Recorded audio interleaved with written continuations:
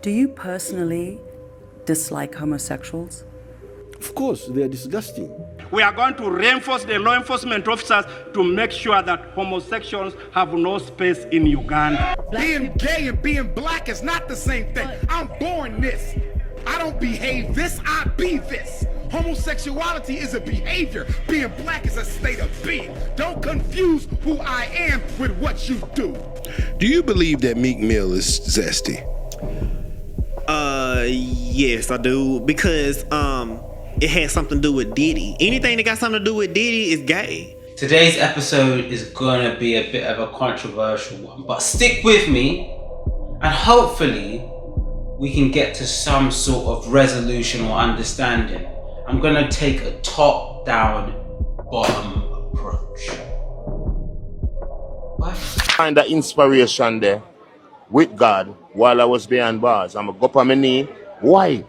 But okay, so I thought I'd start this episode a little bit differently, and I'll start with what motivated me with this. I'm gonna have to remove names in order just to protect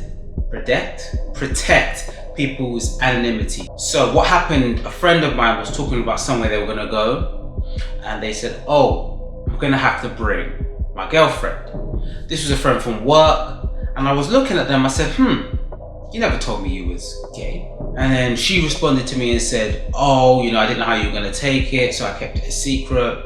And we'd been working together for quite a while. And I felt kind of offended and hurt that my friend that I've been working with didn't tell me their sexual preferences, despite me and them speaking quite often about partners, who they had a crush on, who they didn't have a crush on. And it made me self-reflect and look back at my own actions, and maybe, although I would say, I'm not homophobic, perhaps the jokes, perhaps some of the things I said set the parameters, set the stage where I had made one of my friends feel uncomfortable and not comfortable enough to tell me who they were dating and what kind of people they were dating. I want to add in, bro, that personally, homophobia, I think it's so weird. You see when... And it made me look at myself, it made me look at the black community and our potential homophobia. And I will admit that we have got a lot better, especially compared to 10 years ago, even 5 years ago, pre-pandemic, but it's still something quite rife in our community. It's still something that is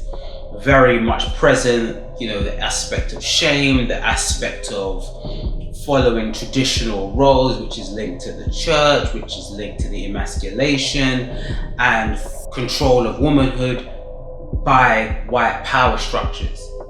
So, brought me to this episode because I was out of ideas, I'm not gonna lie. And I thought, let's tackle it.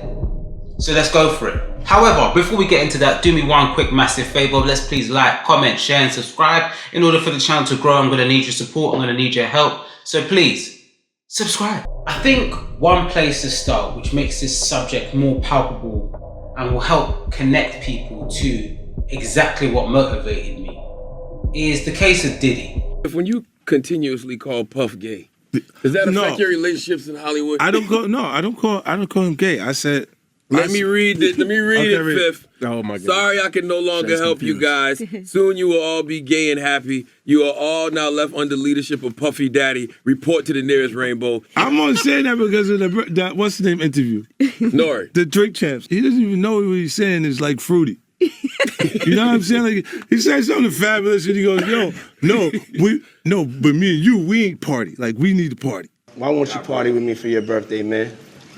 We partied for my birthday before. You came to my party. No, but me and you ain't never really party, you know what I'm saying? Eyes, brother, eyes. Yeah, I was about to say, it wasn't Colin Kaepernick at the pre-Thanksgiving dinner at the crib? You're not supposed to talk about that? I apologize. No, it's all good. Come on, this is Drink Champs. You've been here before. No, so you can't talk about that? No, I can't talk about that. Diddy is an example of abuse of power, how we allow power to reign and live beyond the laws, live beyond what we deem morally acceptable, not just in a social context, but a wider context. His abuse of power was rampant, it was clear. Somebody's mental capacity breaks at a certain point.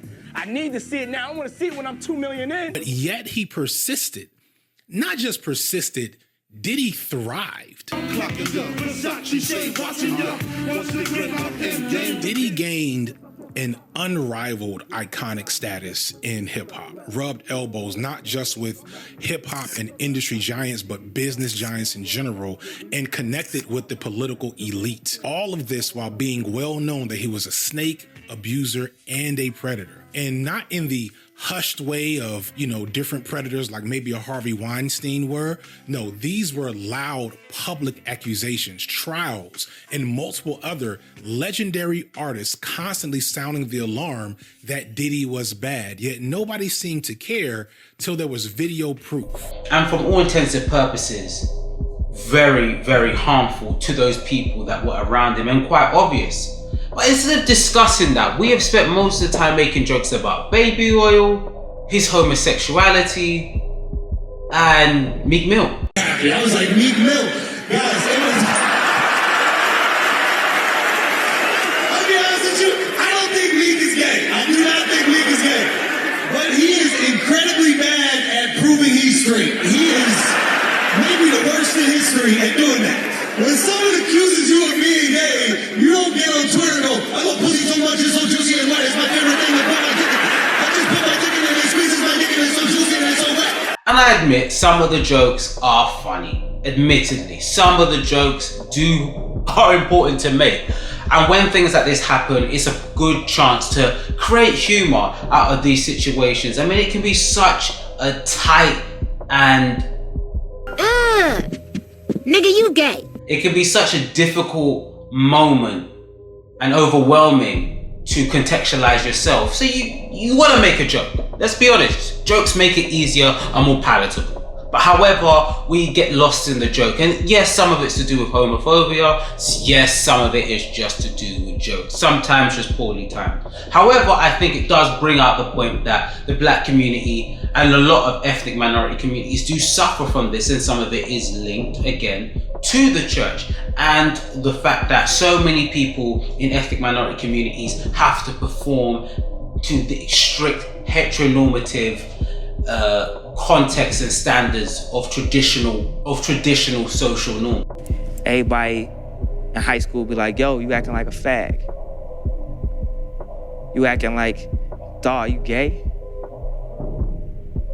And I used to deal with that when I was in high school. And what happened is it made me kind of like homophobic, because it's like I would like go back and like question myself, like, damn, why does everybody else walk like this and I walk like this? So why is it you start just looking, because you don't realize until you're in high school. People like, yo, fam, look at you. Look at how you act. If you see something and you don't want to be that because it's such a negative connotation towards it, you try to separate yourself from it so much that it made me homophobic.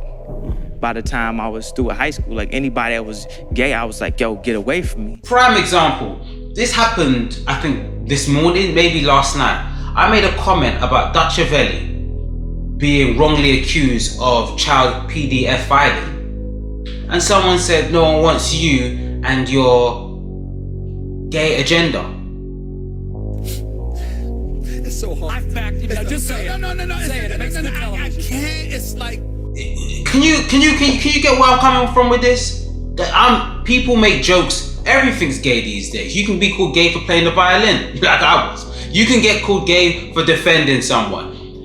And I think that creates the environment where people feel uncomfortable to come out. Things have gone forward. So many of us in our families may have someone that we either as a cousin or a sister that has come out. But again, in the aspects of men as well, it's still fewer and further between, although the standards is improving. But when you see the context of things that happened with Diddy, the Tank situation. Black men experimenting sexually. It's something about black men and the homosexual conversation. It is a mess. The phobia as it relates to black men is the elephant in the room. And no one will actually articulate their devastation. You have to think, like, for a black man, the worst thing to be called is gay. Is gay. You see it everywhere. Yeah, for sure. There's an attack on There's an agenda. Strong black men. But who's the attack coming from? I think it's important to discuss the hyper-masculinity that is derived in black culture, perpetuated by hip-hop culture. And despite Kanye often sounding kind of crazy, I think he is talking and making a good point. I think that's why it was so prominent when Central C that said the comment. The reason that was so powerful is because it came in a moment where, you know, there is a link to hip-hop culture and homophobia, but really it's a link with hyper-masculinity perpetuated because we have to follow in the black community, especially black men, this hyper-masculine standard that we live by. The film Moon was all about it. And yet, in the portrayal, he does the same thing. He begins to perform this version of hyper-masculinity rather than, you know, be open about who he is. Once the world starts to assert itself, he does the same thing that everyone else is doing in that world. That was from an interview with Barry Jenkins himself. In these early years of his life, and in black boys' lives, they are told, don't be soft. They are taught that fighting, violence, domination is the only way that other men will respect you. Words, feelings, emotions aren't manly. But it doesn't only exist in the community, it exists at home as well. Sharon is called homophobic slurs by his absent mother even. So in addition to living a life where love doesn't exist, everywhere he goes, he's being told and he's seeing who to be and how to be it. He's understanding that these things make a man.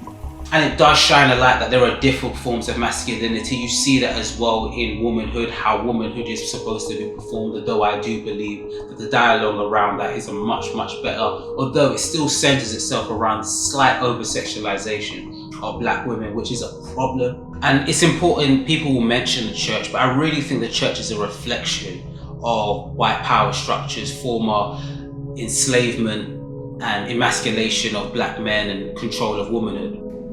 With their fundamentalist Christian values from their mistranslated spiritual passages that acted as a law of the land.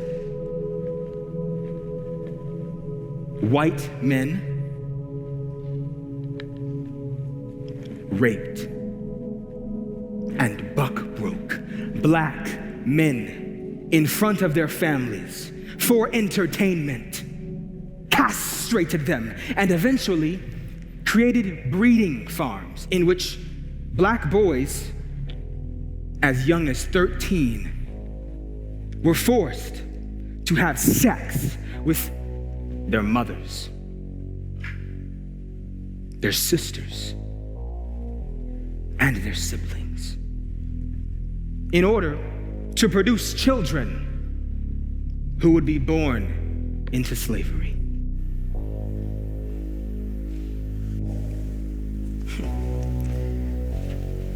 To understand,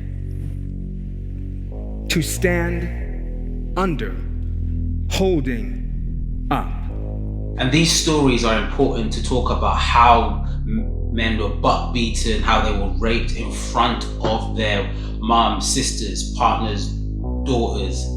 Even the term motherfucker came from being forced to sleep with your mom. It is so inherent. So I believe that historical disdain is birthed out of that too. And I would argue, and many scholars have argued, that this is the black church and the traditional conservative black church is just as in support of that. Now that is not to chastise anyone's religion or being Christian being a problem. However, Christianity was brought to the African shores through slavery, and in some shape or form we can see how that specific reading of it does more harm than good. Existed on the continent of Africa long before European colonizers or white people made their mark on the land, but it wasn't white-ified. You see, Leviticus 20:13, the curse that's crucified so many of our dreams and black human beings,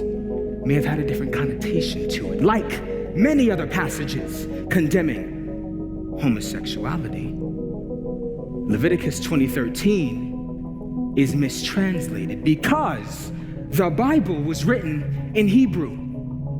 Aramaic and Greek started in Judea, and its words were spread by mouth through prophecies in the streets. And then the sin, the mistranslation, and fabrication of the original text came into play. Because actually, Leviticus 18:22, another verse, whose words are cursed, translated from 19th century German text, reads, "You, men, you shall not lie with a young boy as you do with a woman, for it is an abomination." In fact, the word homosexual wasn't coined until the 19th century. In fact, in September of 2017 at Yale, in a series of workshops and investigative meetings about the state of the Bible, the Revised Standard Version Committee of the Bible concluded that the word homosexual was a harmful and inaccurate translation of Malachi and Arsinokoitai. And I want to discuss the terms of intersectionality and the struggles people from the queer community face when interacting with white LGBTQ people and being in the black community. Yourself in a place of privilege as, well, I'm a black Greek, well, I'm black middle class, which isn't a thing, but I'm black middle class. All you're really doing is watching other people drown until you're eventually thrown off the boat by white supremacy. So this whole thing is to bring about the needed conversations we need to have around people who identify as LGBTQ, identify as something other than the heteronormative society that we've always lived in, because it's time for us to be one and be a fist in the fight against white supremacy. And we can't do that if we're still so hung up on patriarchal traditions that, you know, we never, in respectability politics as Negroes, when there's no such thing as being a respectable Negro. Often they talk about being ostracized in both senses of the words, having to mask themselves, having to hide who they truly are, facing racism in their LGBTQ spaces and facing homophobia and transphobia in their black spaces. Now, it's important to say this, there's a lot of dialogue around the transgender community, and I think some of it is, you know, interesting to discuss. What is the nature of woman? What is the nature of sainthood? I do think sometimes the argument has been co-opted by a left wing that doesn't fully understand context and true understanding of conversations and meanings. In these heroes like that say stuff like, I don't play that game, because that's what people of color do in front of white people. They throw that little extra sass to say, yeah, this part of me is where I show you I don't play that game. I would love to see you. I have trans friends. I would love for you to not play that game with that person, because you have a right to say whatever you want to say, but you also have the right to deal with the consequences. However, let's just put it out there that the people suffering the most are black trans women who have a mortality rate of 35. There is a high suicide rate, the highest suicide rate in black LGBTQ members.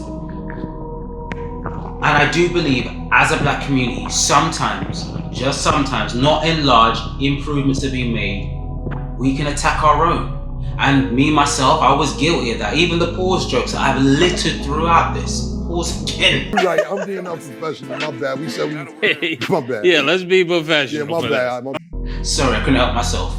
This video is more of a put the mirror to us as people in the black community to be further understanding of different people's struggles in the black community that will look different to ours. Does everything I hear from queer people I agree with? Absolutely not. I'd love to know if you lot thought pause is an inappropriate joke, because I do feel a bit guilty. I do think sometimes maybe that's why my friend at work didn't share her experience, and it did hurt me, and it did make me realize that the intersectionality of this debate, this intersectionality where black people feel unsafe but in black spaces and unsafe in queer spaces too.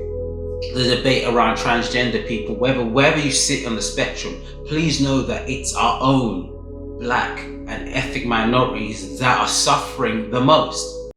I.e. the black church, i.e. historically black colleges and universities. Like, there's such a bigger picture that needs to be discussed, not just on a micro level, but on a macro level of how black institutions oftentimes oppress others within with like a talented 10th mentality. And it's just time for us to progress past that.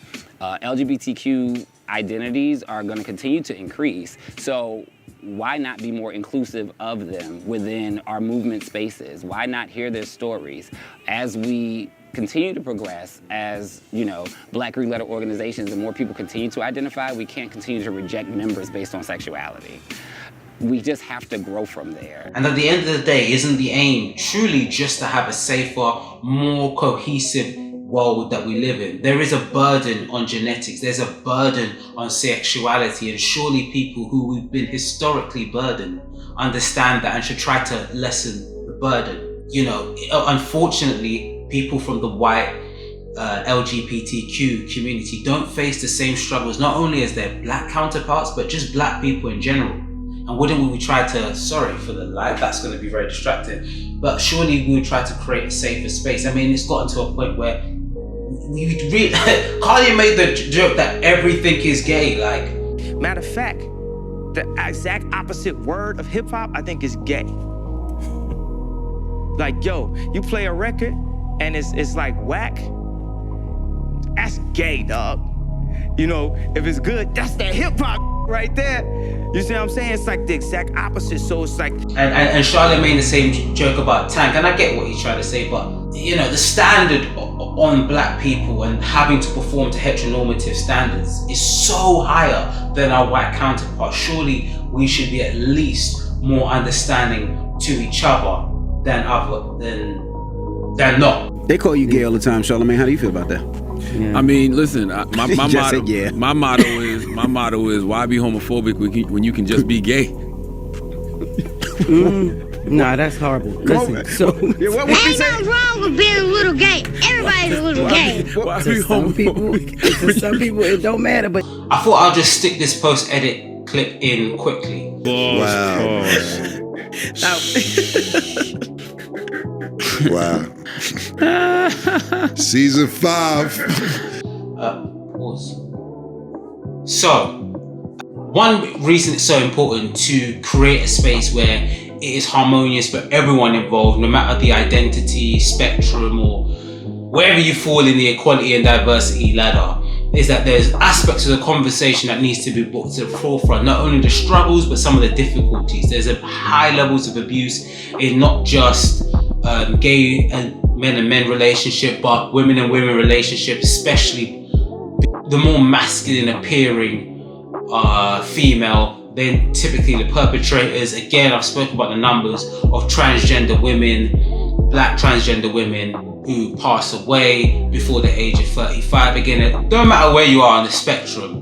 I'm probably not as liberal as I may seem on that one. Another big issue is when we look at the protections needed for transgender women. If we continue to have this argument within orgs of, well, we don't want trans people here, or we don't want these people to identify as us, they're going to continue to be murdered at a high rate, at a much higher rate. The average life expectancy of a Black trans woman is only 35 years of age. It's important to have those conversations because that's an injustice, and injustice is going on within our community. And it's important just to add this bit as well. Brilliant author of My Grandmother's Hand states, time decontextualizes trauma. Now, as a result, specifically, our young Black men, I've seen it for myself, can't love one another, can't hug and tug on one another, can't emote or cry on each other's shoulders, can't open up about their trauma. Instead, it eats them alive as they get older because they've got the weight of racialized trauma like a boulder sitting on their shoulders. Our young Black men are wounded entities flying through the atmosphere above, whose wings are broken. The aim of this episode is not to call Black people homophobic, it's to understand how white power structures have made us feel as if we have to police and control and force conforming for everyone in this group. Now that can be in minute things like not playing the violin and not defending Dutchavelli, to bigger things and not loving who you want to love, and etc, etc, etc. The world is changing, things are weird, things are wonderful. However, I just wanted to bring that in because I don't want you to leave this episode and think, I think black people are homophobic. I do think they perform it, but I think it really comes down to white supremacy and white power structures creating an environment where people don't feel free to allow people to express themselves, forcing them into narratives and positions which allows them to mask who they really are. And that is the aim of this episode, to shine that light on that. And also, even in your heart, when you may not feel those strong feelings like myself, you can still foster an environment that makes people uncomfortable about their sexuality just because of internalized homophobia and misogyny that you may keep dormant in your heart. Come on TV and just tell my rappers, just tell my friends, like, yo, stop it, fam. Like seriously, that's really discrimination. Surely we can create an environment that is just healthier for everyone involved, better understanding and acknowledging the existence of not just queer people, but anyone that is slightly divergent to the norm in the black community.